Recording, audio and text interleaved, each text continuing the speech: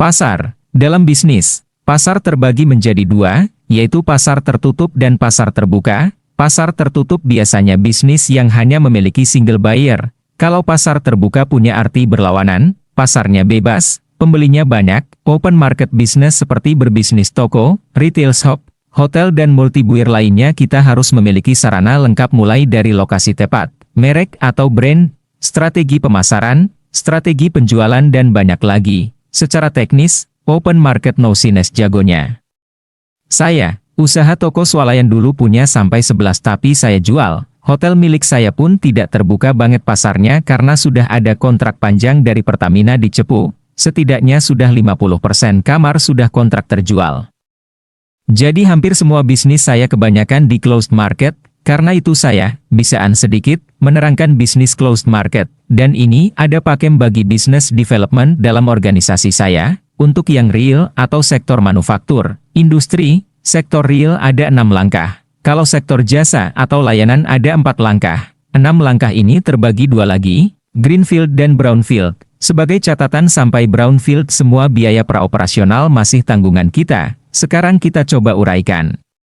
Yang 3 langkah pertama greenfield. Pertama, mulai dari membangun SPV, Special Purpose Vehicle, atau perusahaan baru, melengkapi izin-izin, masuk X kategorinya. Kedua, MOU baik dengan supplier maupun buyer. Pre-FS, AMDAL, masuk X kategorinya, meningkat menjadi agreement. FS, izin lengkap, financial closing juga lengkap, masuk X kategorinya. Dari X hingga X. Perusahaan masih berkategori greenfield. Kemudian, masuk ke groundbreaking dan konstruksi maka SPV kategorinya Y. Masuk ke commissioning dan komersial menjadi Y. Terakhir, ketika semua sudah berjalan baik, masuk ke kategori Y. Dari Y, masuk ke kategori bisnis brownfield.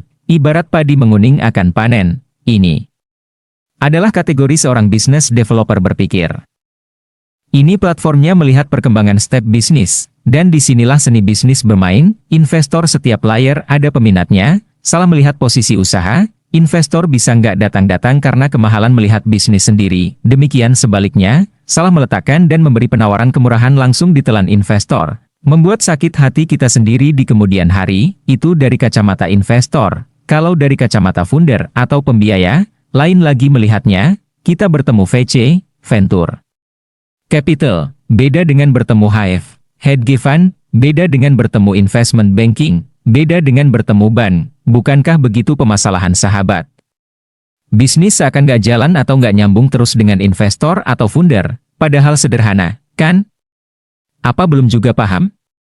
Tempe bener sih ini yang nulis, malah bikin bingung pembaca. Ya, pasar tertutup biasanya bisnis yang hanya memiliki single buyer. Kalau pasar terbuka punya arti berlawanan, pasarnya bebas, pembelinya banyak.